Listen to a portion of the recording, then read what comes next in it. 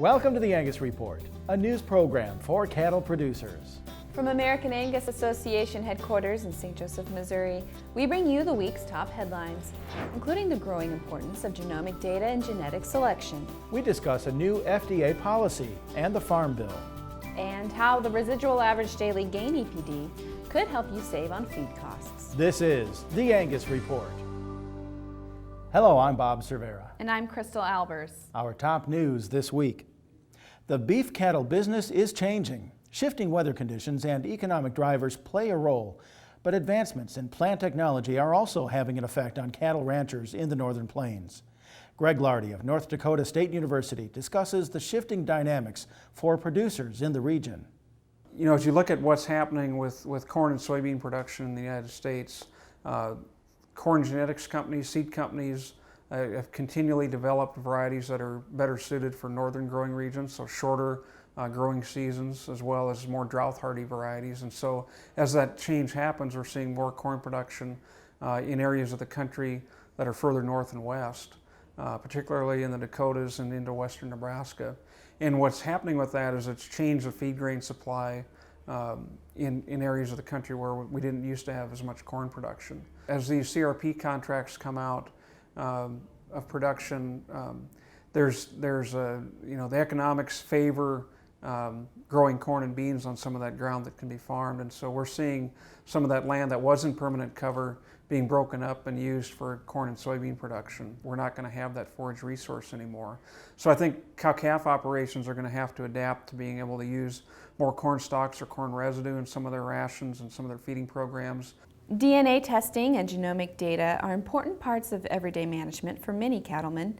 Advancements in genomics are improving genetic selection, and as scientists better understand the bovine genome, selection tools on the ranch, like genomic enhanced EPDs, allow cattlemen to make more informed decisions when selecting breeding stock. The big value of DNA is it increases the accuracy. It increases the accuracy of the existing EPDs, and it also gives us new ones. Especially on females, and especially donor females, they must be genomically tested. In fact, we genomically test about 50% of our entire herd now to help us select our donors that ultimately multiply and create about 75% of the total bulls that we sell. We really have found that the RADG EPD that the Angus Association has, we're seeing that come to fruition in our customers' cattle and the closeouts in their feedlots. The genomic data that we are gathering, those correlations, 0.6, 0.7 on the traits of merit, and especially the highly heritable traits, this stuff works. Visit Angus.org to learn more about DNA testing, genomic enhanced EPDs, and how to use them. In an announcement earlier this month, the U.S. Food and Drug Administration released new guidelines for addressing salmonella contamination in feed. The updated compliance policy creates a zero-tolerance standard for pet foods and a risk-based standard for livestock feeds. Livestock and horse feeds are under a risk-based enforcement policy, which focuses on the strains capable of causing disease in animals. The policy also provides examples of salmonella strains that have been reported to cause disease in a specific animal species. More information on the new guidelines is available at fda.gov. The House of Representatives passed its version of the Farm Bill earlier this month, with one major section noticeably absent. The Supplemental Nutrition Assistance Program, or the food stamp program, was not included in the House version.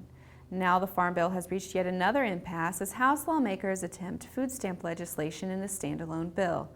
The Senate version of the Farm Bill passed last month left program benefits largely unchanged. Funding for food stamps reached $75 million in 2012. Certified Angus beef now sails the high seas. Norwegian Cruise Line announced recently the world's leading Angus beef brand is now available on 10 of its ships. And another 2, the Norwegian Jade and the Norwegian Spirit, will begin offering the brand this month. A variety of premium cuts, previously available at only shoreside locations, are now featured predominantly in each of the ship's steakhouses and French restaurants.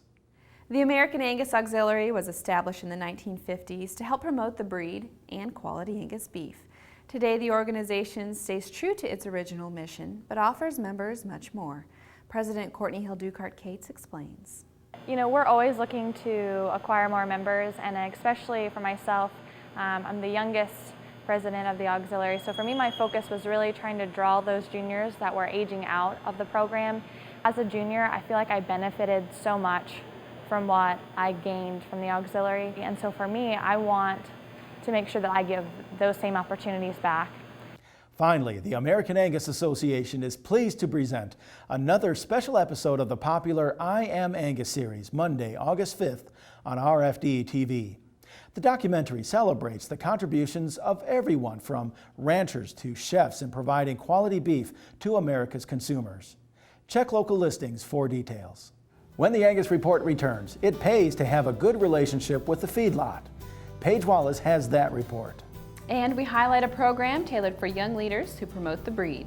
Visit Angus.org to continue watching this episode of the Angus Report. The Angus Report is brought to you by Merck Animal Health. Why not prevent respiratory disease before it steals from your bottom line? Vista Once protects your calves with the most complete respiratory disease coverage available. And Vision Blackleg vaccines can add 14 pounds per calf at weaning. Contact your veterinarian or animal health supplier today.